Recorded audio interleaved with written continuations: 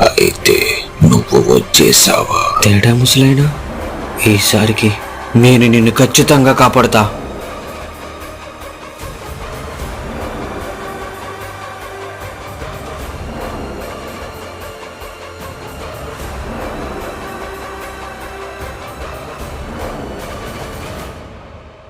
Naruto ఉజుమాకి.